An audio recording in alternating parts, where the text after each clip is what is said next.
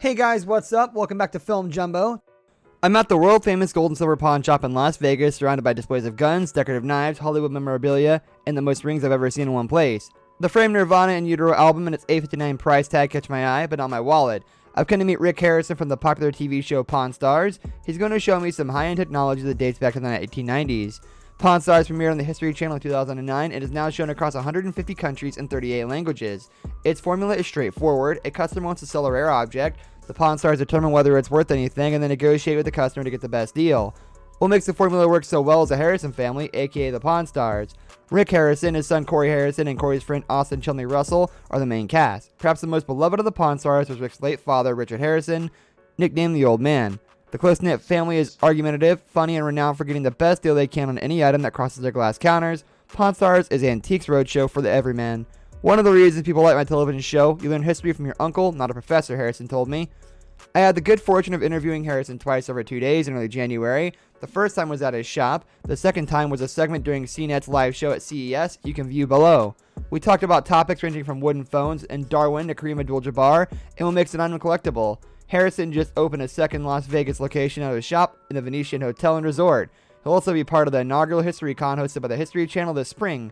Thank Comic Con for history nerds. One of the reasons I visited Harrison was to figure out what makes something valuable. Here's a sort of rule of thumb on what we collectible, he says. What was really cool for a guy when he was 16, 18 years old, when he's 15 years old, has money and wants to live his youth, that's when that stuff goes crazy in price. That would explain the unopened copy of Super Mario Kart for the SNES with a $1,950 price tag on it. Here's a lightly edited transcript of our conversation.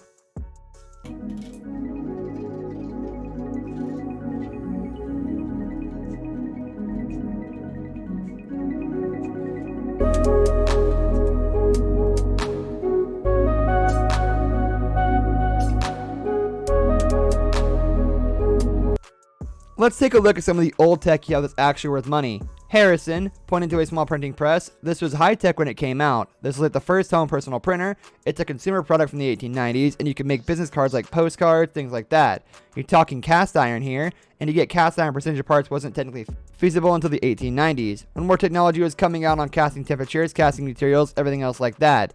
Nowadays, people look at stuff like this is so high tech, but remember in the 1890s, they were still sitting around like the amazing time we live in. This technology is absolutely amazing. The same thing was said in the 1930s and 1950s. In the 1970s, when you can actually get a Pong system at your house, I mean, like, whoa.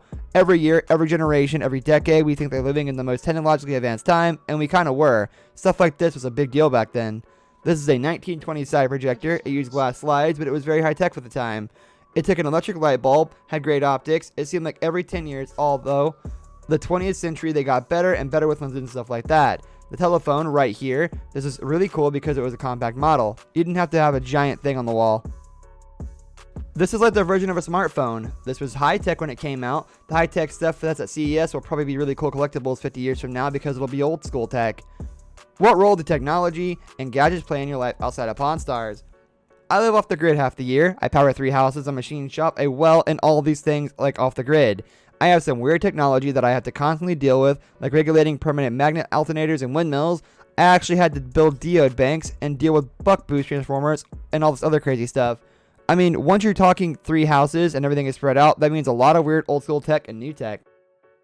That's going to do it for today's video, guys. Thank you so much for watching. If you enjoyed the video, leave a like on the video, and don't forget to subscribe to our channel so you don't miss on any of our videos in the future. I'll catch you next time. Goodbye.